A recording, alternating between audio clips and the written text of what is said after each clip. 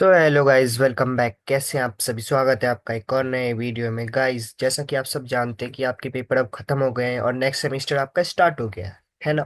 तो आज मैं आपके लिए लाया हूँ बीकॉम प्रोग्राम और बीकॉम ऑनर्स का सिलेबस। दोनों का जो मेन सब्जेक्ट है दोनों सेम है, तो आइए उसके ऊपर देखते हैं कि आपका क्या क्या टॉपिक आएगा आपके नेक्स्ट सेमेस्टर एग्जाम में और कैसे आपको क्या पढ़ना है। ठीक है। तो पहला जो सब्जेक्ट आता है ह्यूमन रिसोर्स मैनेजमेंट।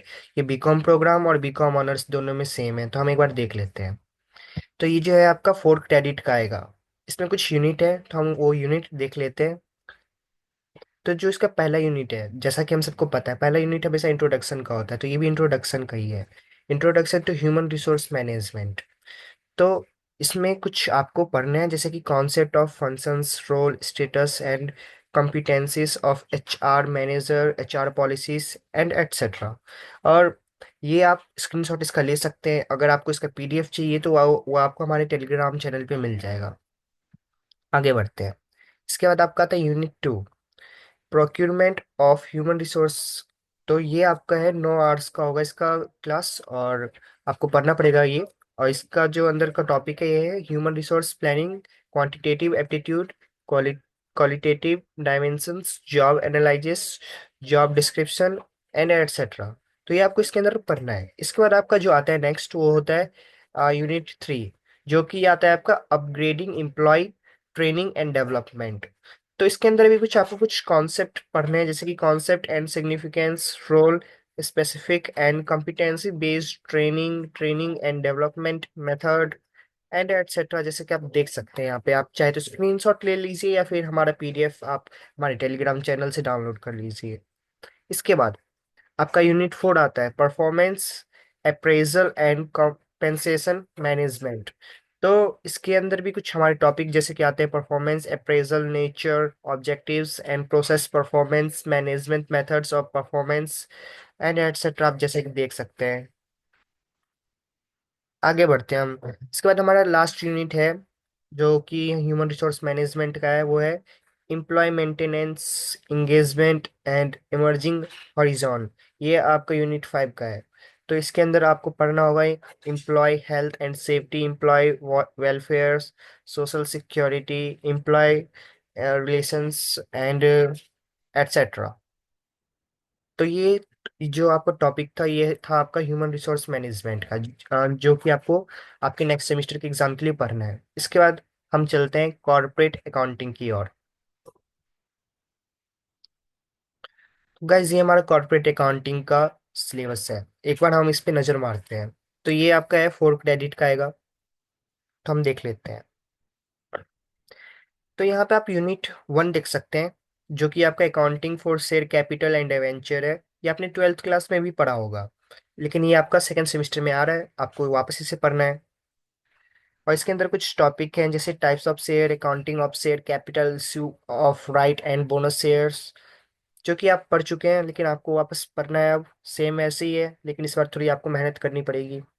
इसके बाद आपका यूनिट 2 आता है, वो होता है आपका फाइनेंशियल स्टेटमेंट ऑफ कंपनीज, जो कि आपका preparation of financial statement of corporate entities including one person company, excluding calculation of managerial remuneration as per division first and second of schedule 3rd of the Companies Act 2013, related parties as per AS 18 and etcetera, आप जैसा कि देख सकते हैं यहाँ पे। ये unit 2 का था आपका। इसके बाद आपका यूनिट 3 आता है, जो कि होता है valuation of intangible asset and share. इसमें आपको valuation of intangible asset and shares करना होगा। इसमें value added statement, economic value added, market value added and share holder value added जैसी चीजें होंगी। इसके बाद आपका यूनिट 4 आता है। जैसा कि आप अभी तक देख रहे हैं कि हर जो आपका टॉपिक है, कोर्स है, उसमें आपका 5 यूनिट होते हैं। इसमें भी 5 ही है। तो इसका यूनिट 4 है आपका amalgamation of companies and internal reconstruction. इसके अंदर आपको पढ़ना पड़ेगा accounting of amalgamation of companies excluding inter company holding, applying AS 14। उसके बाद आपका नेक्स्ट आता है accounting for different forms of internal reconstruction, excluding drafting and internal reconstruction scheme. और इसके बाद आपका आता है यूनिट 5। यूनिट 5 में आपका है क्या? यूनिट 5 में आपका आता है कॉर्पोरेट फाइनेंशियल रिपोर्टिंग। इसमें आपको मीनिंग, नीड्स एंड ऑब्जेक्टिव पढ़ना पड़ेगा। और बाकी आप जो देख सकते हैं वो भी आपको पढ़ना पड़ेगा। तो ये था आपका कॉर्पोरेट अकाउंटिंग के बारे में। अब हम पढ़ते हैं कंपनी लॉ के बारे में। तो ये आ गए हैं हम कंपनी लॉ के ऊपर। तो गाइस, कंपनी लॉ में आपके जो टॉपिक हैं वो 4 क्रेडिट का है कंपनी लॉ का। और इसमें भी आपके 5 यूनिट होंगे, तो देख लेते हैं हम एक बार। हाँ, इसमें भी आपके 5 यूनिट है। तो हम शुरू करते हैं यूनिट 1 से। जैसा कि हम सबको पता है, पहला यूनिट इंट्रोडक्शन का होता है, तो ये भी इंट्रोडक्शन का ही है। इसमें meaning and characteristics of a company, lifting of corporate veil and etcetera आपको पढ़ना है। इसके बाद आपका यूनिट 2 जो है वो फॉर्मेशन एंड इनकॉर्पोरेशन डॉक्यूमेंट का होता है। जिसके अंदर आपको पढ़ना पड़ेगा formation of company, promoters, their legal position and pre incorporation contract. और इसके बाद आपका आता है यूनिट 3, जिसमें आपको शेयर कैपिटल पढ़ना है। शेयर कैपिटल ये आपका मतलब अकाउंटेंसी में भी था और यहाँ पे भी है। तो इसमें भी आपको पढ़ना पड़ेगा। और इसके बाद इसमें आपको देख लीजिए क्या क्या पढ़ना पड़ेगा। इसमें आपको पढ़ना पड़ेगा सेल्फ एंड्रेड हेडिंग प्रोस्पेक्टस। और जैसे यहाँ पे बोनस इशू भी मैं देख सकता हूँ। ये सब आपको इसमें पढ़ना पड़ेगा।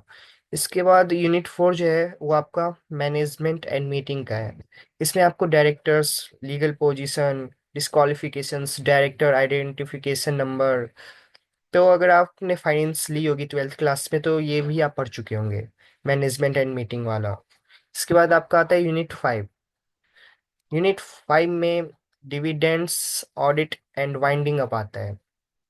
तो यहाँ पे भी आपको कुछ टॉपिक पढ़ने हैं, जैसे provisions relating to payment of dividend, company audit, auditors qualification and disqualification order, auditors appointment, rotation and etcetera, आप जैसे आपके देख सकते हैं। तो ये टोटल था आपके 3 यूनिट के बारे में, जिसमें हमने पहले डिस्कस किया ह्यूमन रिसोर्स मैनेजमेंट, उसमें भी 5 यूनिट था। कॉर्पोरेट अकाउंटिंग, उसमें भी 5 यूनिट था। और आपका कंपनी लॉ, इसमें भी ये आपका 5 यूनिट है। तो आप देख सकते हैं आपको टॉपिक वाइज क्या क्या चीज़ पढ़ना है।